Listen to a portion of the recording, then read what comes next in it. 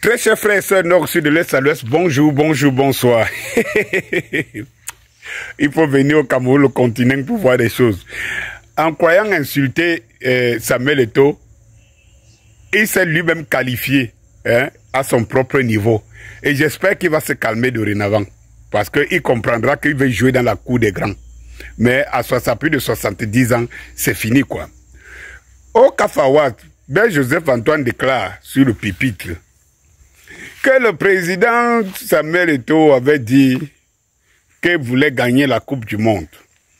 Mais pour gagner la Coupe du Monde, il faut avoir un grand gardien. Ah oui.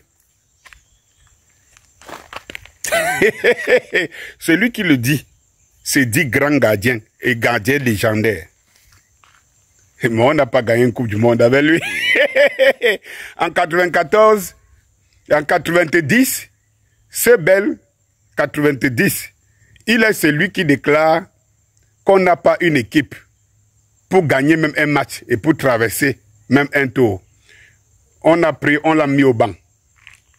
Les Lions ne sont jamais allés si loin dans une Coupe du Monde qu'en 90.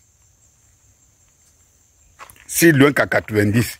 Lorsqu'on a mis le sceptique, le mauvais analyste, le plus grand des hiboux, le maître des aigris, l'éducateur des cancres, lorsqu'on l'avait mis de côté. Alors aujourd'hui, il dit on ne peut pas gagner une Coupe du Monde sans un grand gardien.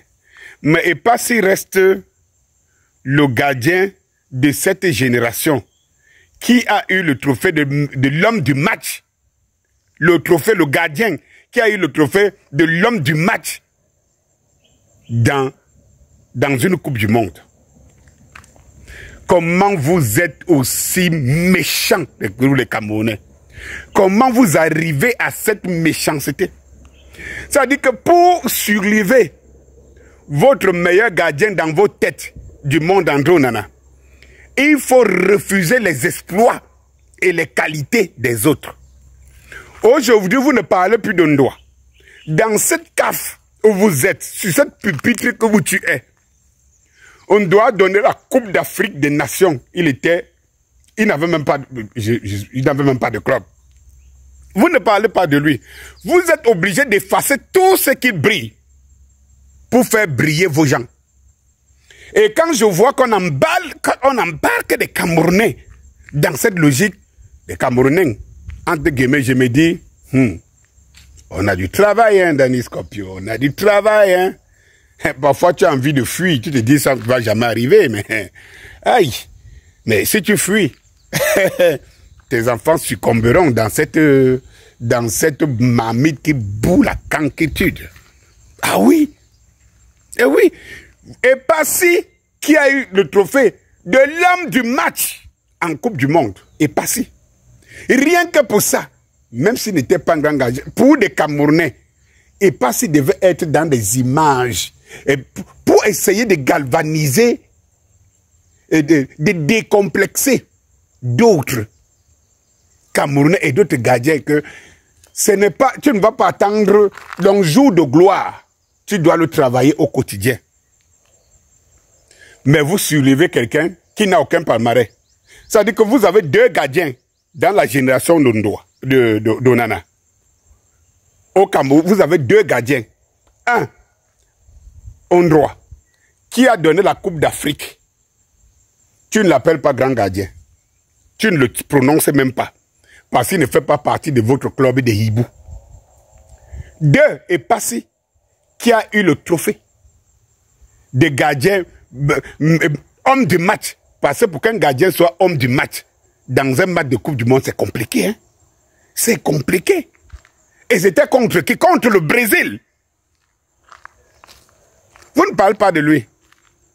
Et vous avez la logique des aigris et des hiboux qui vous disent que André Onana est le meilleur gardien du monde. Le meilleur gardien du monde, il n'est même pas meilleur gardien africain.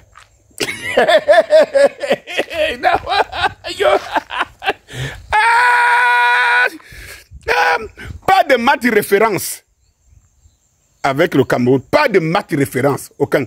Et Passy a un match de référence, a de match de référence au Cameroun plus que André Onana. Mais il est dans la tête des cancres, meilleur gardien libéraux. Meilleur gardien libéraux. Il n'est même pas au podium des meilleurs gardiens d'Afrique. Ah, Joseph Antoine Bell, quelle honte. Quelle honte. Mais Bimi coupe.